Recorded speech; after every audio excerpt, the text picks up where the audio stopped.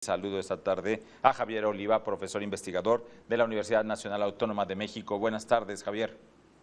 Buenas tardes, muchas gracias por el espacio y saludos al auditorio de Mega Noticias. Gracias por estar con nosotros. ¿Por qué al hablar de entidades de gobierno y de las que más tienen contacto con los ciudadanos, como puede ser la policía, por qué inmediatamente de las primeras cosas que se nos vienen en mente es corrupción? Bueno, lamentablemente a lo largo de la historia, porque esta percepción no es reciente, tiene pues varias generaciones, y que con el paso de las mismas, pues evidentemente pues el deterioro se va agravando, y la desconfianza y el desprestigio pues también va en aumento. Que a mí me parece una muy mala noticia. No hay nada que celebrar con esto, porque las policías locales, las municipales y las estatales, son las primeras que tienen contacto con el ciudadano, con su problemática, sobre todo en lo que se refiere a su integridad física y a la de su patrimonio, y no poder contar con el recurso elemental que es la provisión de esta seguridad pública me estoy refiriendo, pues es uno de los puntos que a mí me parece, y creo no exagerar, uno de los puntos débiles estructurales de nuestro sistema político, no solo de nuestra democracia. De tal manera que a lo largo de los sexenios, los gobiernos federales no han tenido como prioridad precisamente el establecer, porque no es solamente un asunto de financiamiento, sino es un asunto estrictamente de liderazgo político, y que, por ejemplo, en el sexenio pasado yo abierta y públicamente siempre me opuse a las policías de mando único, porque convertían a las policías estatales en policías reactivas.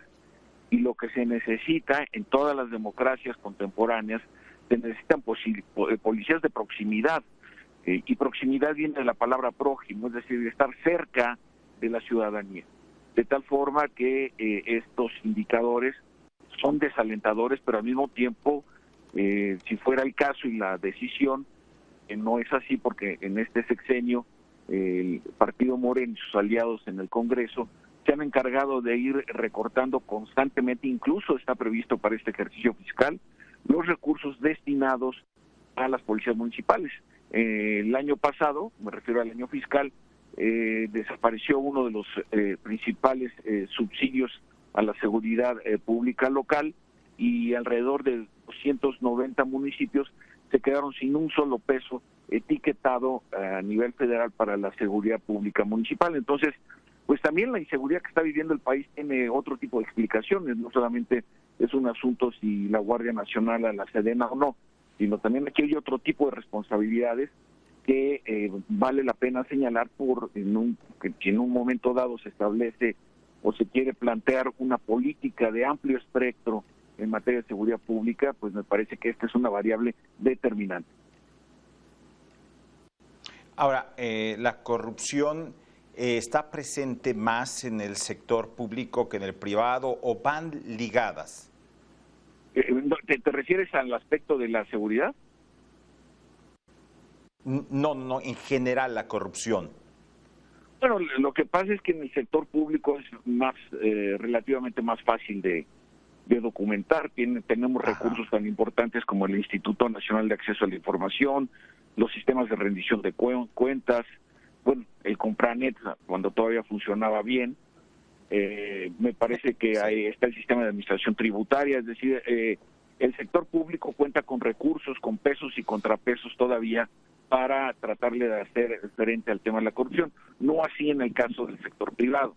Ahí la opacidad, como no tienen la obligación jurídica, por lo menos en términos públicos, de demostrar sus estados de cuenta, balances financieros, inversiones, etcétera, montos de asociaciones, demás, es difícil tener una métrica que nos permita comparar, ya no digamos solo contra el sector público, sino respecto de la situación misma hacia el interior del sector privado. Pero sabemos que también hay una propensión en nuestro país, una propensión que no se observa en las sociedades desarrolladas, en donde las familias que son propietarias de empresas exitosas también son los administradores, cosa que no vemos, por ejemplo, con la familia Ford o con la familia Kodak, en donde pues ellos se hacen a un lado y contratan a administradores profesionales. Eso no pasa en México, ¿no?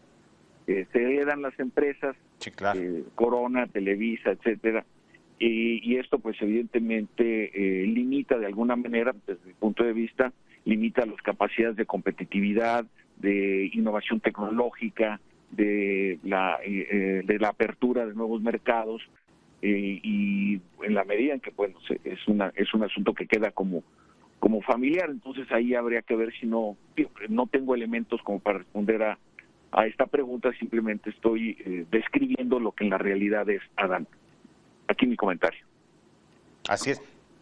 Y bueno, y recientemente vimos en los Estados Unidos, ayer apenas, lo que señalan a la familia Trump, ahorita que mencionabas de familias, evasión fiscal y cuestiones así, pero también son cosas que no tenemos la suficiente información y ya estaremos viendo. Javier Oliva, profesor investigador de la UNAM, muchas gracias por estos minutos con Mega Noticias MX. Gracias a ti, Adán, que tengamos una buena tarde.